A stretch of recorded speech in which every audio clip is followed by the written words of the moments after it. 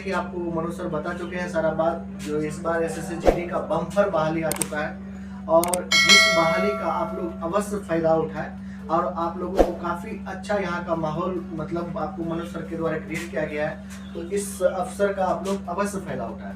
तो अभी आपको एसएससी जीडी का कुछ सिलेबस आपको चेंज हुआ है, मतलब सिलेबस चेंज नहीं हुआ है, नंबर ऑफ क्वेश्चन और टाइमिंग का कुछ जो है ना आपको चेंजिंग हुआ है। तो पहले मैं आपको ब्रीफ में वो समझा देता हूँ, उसके बाद हम लोग आपको टॉपिक एक एक करके डील करेंगे। तो देखिए, आपको एसएससी जीडी का एग्जाम आपको अगर 10th पास आप कर चुके हैं और आपका 18 साल पूरा गया है और 18 से आपका 23 तक इसका एज आपको दिया हुआ, यानी आपको 18 साल से लेकर के 23 वर्ष तक के बच्चे इस फॉर्म को भर सकते हैं। लेकिन आपको बहुत ही बढ़िया इस बार का अपॉर्चुनिटी है, इसमें सभी बच्चे को 3 साल का आपको अतिरिक्त छूट मिला है। तो ये बहुत बढ़िया मौका है आप लोगों के पास जो इस अवसर का लाभ उठा सकते हैं। देखिए, इसमें जो कुछ चेंजिंग हुआ है, क्या चेंजिंग हुआ है, आपको पहले क्वेश्चन पूछा जाता था 100 और उसका नंबर भी होता था 100, लेकिन अभी आपको वर्तमान में जो चेंजिंग हुआ है, क्वेश्चन पूछे जाएंगे आपको 80, जिसमें से आपको 4 पार्ट में डिवाइड होंगे। पहला आपका मैथ्स, उसके बाद आपको जीके जीएस और जीके, उसके बाद आपको हिंदी या फिर इंग्लिश, आप चाहे हिंदी का एग्जाम दे सकते हैं या फिर इंग्लिश का, और आपको एक पार्ट है रीजनिंग, ठीक है।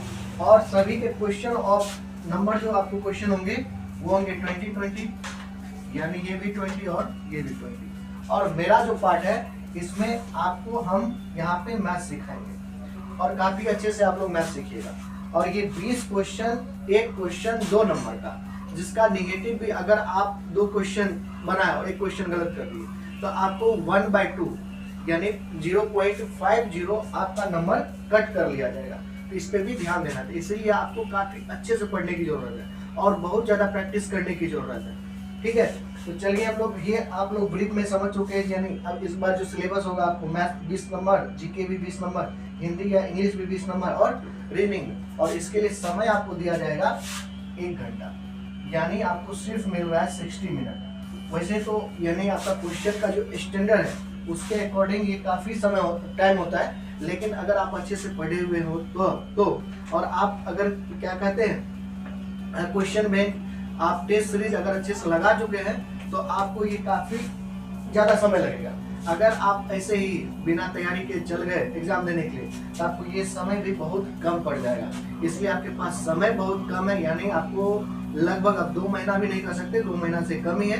तो इसीलिए मैं आपसे रिक्वेस्ट करूंगा, अगर आप सिलेक्शन लेना चाहते हैं तो आप अभी से, यानी अब कल से स्टार्ट करेंगे, परसों से स्टार्ट करेंगे, ये सब चीज दिमाग से निकालिए और अभी से यानी आप लग जाइए, ठीक है। और अगर लग जाते हैं पूरे जुनून के साथ तो गारंटी आपका सिलेक्शन होगा। चलिए आज हम लोग मैथ का कुछ टॉपिक डील करते हैं।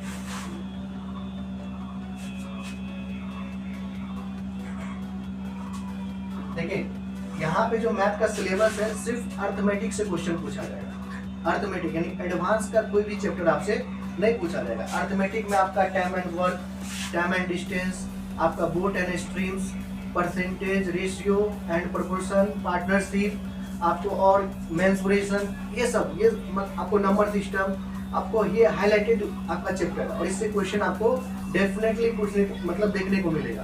तो हम लोग एक एक करके सारा चैप्टर को देखेंगे। तो आज का जो हमारा पहला लेक्चर होगा वो टाइम एंड वर्क से रिलेटेड होगा, ठीक है। टाइम एंड वर्क में क्या क्या कंसेप्ट है और कितने कितने टाइप के क्वेश्चन आपको पूछे जा सकते हैं, उसको आज हम लोग देखते हैं। देखिए, टाइम एंड वर्क, हिंदी में इसको कहते हैं हम लोग समय और कार्य, ठीक है। यानी आपको समय और कार्य, इससे क्वेश्चन किस टाइप के पूछे जा सकते हैं, पहले थोड़ा सा आपको ओवरव्यू दे देते हैं। यानी आपको पहला आता है, यानी बेसिक क्वेश्चन आपसे पूछेंगे और मैक्सिमम आपको इसी से क्वेश्चन पूछे जाते हैं। फिर आपको क्या कहते हैं, ऐसा क्वेश्चन कर देंगे जो एक कोई आदमी है और बी आपको दूसरा आदमी है जो काम करना स्टार्ट किया, कोई मंजिल को यानी मान के चलिए कोई घर बनाना स्टार्ट किया और आपको बी बीमार पड़ गया, तो अब ए को अकेले यानी बी मान के चलिए 5 दिन में कोई काम को खत्म कर सकता है, ए किसी काम को 6 दिन में खत्म कर सकता है। लेकिन हुआ क्या, दोनों अगर मिल करके काम करता तब तो मान के चलिए कम दिन में ही समाप्त हो जाता। लेकिन 5 दिन के बाद क्या हुआ, बी अपना बीमार पड़ गया। अब बीमार पड़ गया बी, तो अब किसको काम करना पड़ेगा, ए अकेले काम करेगा, तो दूसरा उसके पास अभी फिलहाल ऑप्शन नहीं है, तो फिर कितना दिन में काम समाप्त होगा, इस टाइप का। यानी आपको किसी के आने या जाने के मतलब छोड़ देने पे मतलब आपको इस टाइप का क्वेश्चन पूछा जाएगा। फिर उसके बाद आपको एक आता है बारी बारी से, यानी मान के चलिए ए और बी और सी काम स्टार्ट किया, ए एक दिन किया, फिर अगले दिन बी किया, फिर अगले दिन सी किया, फिर अगले दिन तीनों मिल करके कर लिया, इस तरह का क्वेश्चन आता है। उसके बाद आपको क्या कहते हैं, आदमी औरत बच्चा से रिलेटेड क्वेश्चन आ जाता है। तो यानी हम लोग सारे टाइप का क्वेश्चन देखेंगे। तो पहले इसका बेसिक समझ लेते हैं, इसका बेसिक क्या सब। हम आपको एक क्वेश्चन के माध्यम से समझा देते हैं इस क्वेश्चन को कैसे डील कीजिए। जैसे मान लीजिए आपको क्वेश्चन दे दिया, ए किसी काम को 12 दिन में करते हैं, ए किसी काम को 12 दिन में करते हैं और बी उसी काम को यानी बी जो है उसी काम को मान के चलिए 15 दिन में कर लेता है।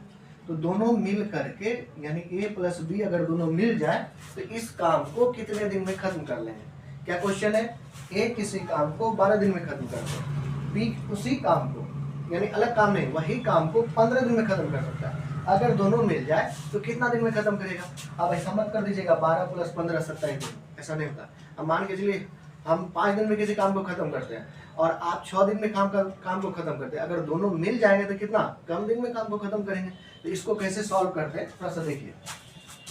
ऐसे बनाने के लिए आप लोग अगर बुक में देखिएगा तो 1/12 और 1/15 फिर इसका एलसीएम लेगा, फिर इसको सॉल्व करेगा। तो ये देखिए छोटा छोटा क्वेश्चन तो आपको आसानी से बन जाएगा, लेकिन अगर बहुत बड़ा बड़ा क्वेश्चन आ गया, थोड़ा सा डीप में लेके चला गया तो फिर आपको दिक्कत हो जाएगा। इसको कैसे बनाइएगा, जैसे मान के चलिए ए जो है 12 दिन में काम कर रहा है, इसको ऐसे लिख लीजिए। उसके बाद बी कितना दिन में, 15 दिन में। तो ये करना क्या आपको 12 और 15 का यानी टोटल काम। एक पॉइंट आप लोग पहले सीख लीजिएगा, यानी आपको इस चैप्टर को सीखने से पहले आपको क्या क्या समझना है, समय, कार्य और एक पॉइंट आता है आपका क्षमता। एक पॉइंट आता है आपका क्षमता। इस तीनों में क्या रिलेशन होता है, इस तीनों रिलेशन को अगर आप लोग समझ जाते हैं तो आपका काम आसान हो जाएगा। देखिए इसको टी से डिनोट करेंगे, इसको डब्ल्यू से, इसको ई से, यानी टाइम, वर्क और इफिशियंसी। इस तीनों का जो रिलेशन होता है यानी वर्क इक्वल टू आपको इफिशियंसी इनटू टाइम होता है। हम लोग इसी कंसेप्ट पे आपको जितना भी टाइम एंड वर्क का क्वेश्चन है इसी कंसेप्ट पे डील कर ले, ठीक है। एक कंसेप्ट टोटल क्वेश्चन डील। तो देखिए ये याद रखिएगा, यानी आपको वर्क इक्वल टू क्या होता है, इफिशियंसी इनटू टाइम। यानी अगर हम आपको बोल देंगे वर्क इक्वल मतलब आपको इफिशियंसी इक्वल टू क्या आ जाएगा, तो वर्क अपॉन टाइम। अगर आपको पूछ लेंगे हम टाइम क्या होगा तो आप बोलिएगा अच्छा ठीक है वर्क अपॉन इफिशियंसी, ये याद रखिएगा। तो यहाँ पे आपको क्या करते हैं मतलब 12 दिन में और 15 दिन में काम करता है, तो आपको टोटल काम मानना है। क्या मानना है, टोटल काम। तो टोटल काम कैसे आप मानिएगा, तो क्या करिएगा जो भी वैल्यू दिया हुआ उसका एलसीएम ले लीजिएगा। क्या ले लीजिएगा, एलसीएम, यानी 12 और 15 का एलसीएम क्या आ जाएगा आपको 60 आ जाएगा। यानी टोटल काम क्या हो गया, ये दोनों मिल करके काम कितना करेंगे, 60 काम करेंगे। यानी 60 काम को ये कितना दिन में, 12 दिन में खत्म कर रहे हैं और ये 15 दिन में। तब अगर हम आपको बोलेंगे अच्छा ए का इफिशियंसी क्या हो जाएगा, यानी ए का क्षमता क्या हो जाएगा, तब तुरंत बोल दीजिएगा ठीक है सर टोटल आपका टाइम काम कितना है 60 और आपको टाइम कितना लेना है 12, इफिशियंसी हो जाएगा 12 यानी 60/12, यानी इसका इफिशियंसी निकल गया आपका 5 और इसका इफिशियंसी कितना निकल गया 4। अगर दोनों मिल करके काम करेगा तो यानी ए प्लस बी का इफिशियंसी कितना हो गया आपका 5 4 9, ठीक है। ए प्लस बी का इफिशियंसी कितना हो गया आपका 5 और 4 9। अब ये 60 काम ये दोनों मिलकर के कितना दिन में करेंगे, जो काम 5 यूनिट से हो रहा था वो 12 दिन में, जो 4 यूनिट से हो रहा था वो 15 दिन में, लेकिन 9 यूनिट से अगर काम हो तो कितना दिन में, सिंपल है। अगर इसका आपको टाइम निकालना है